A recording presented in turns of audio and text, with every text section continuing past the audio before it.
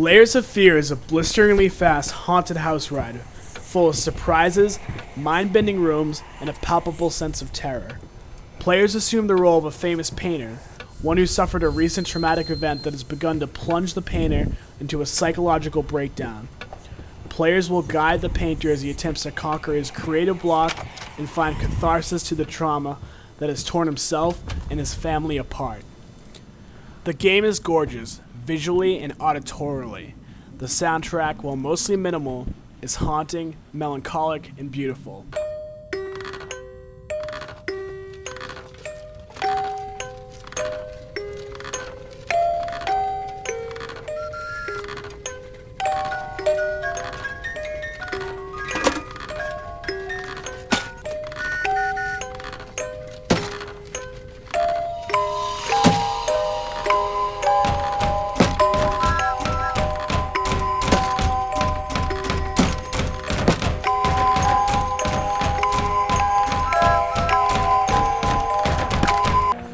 The sounds like the crack of thunder outside the window to a menacing figure pounding on the door, or the creak of the old wooden steps, all aid in the game's ability to startle and perturb your senses.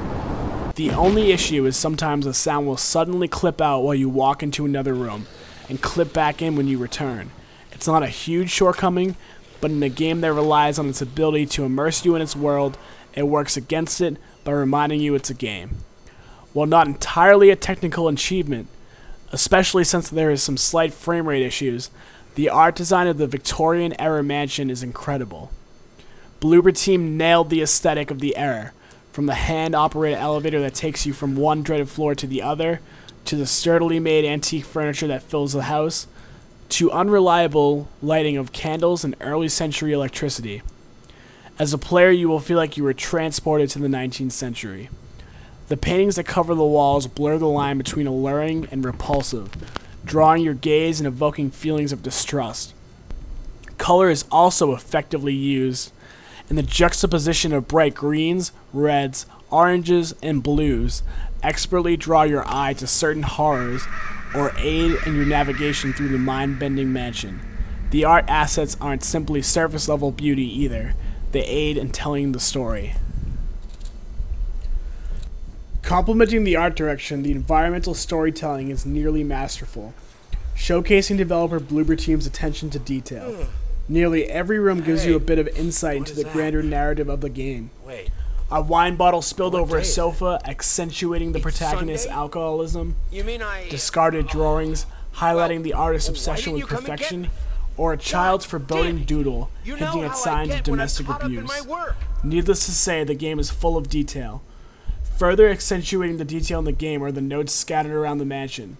These notes aren't arbitrarily scattered around for the sake of telling a story or following the trends of most walking simulators. These notes have a logical reason for being there. They aren't just haphazardly strewn about either.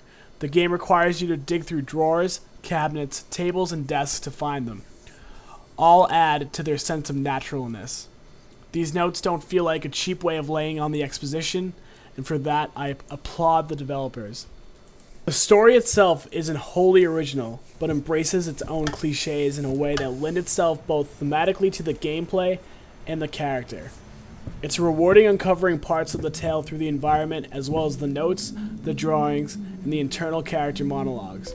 As a player, you will feel a bit like a detective, piecing the parts together to further your understanding of the twisted happenings going on in both the mansion and your mind. While the story isn't exactly subtle, there's enough ambiguity left to the player to piece some of the parts together, and I look forward to the community theories. I was also a fan of the ending.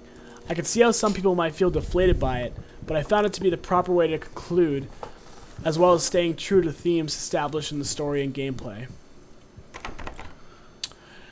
The objectives in each chapter of Layers of Fear is to find the unique art supplies needed to create the painter's magnum opus. Once found, the player will go through a door leading back to the artist's workshop.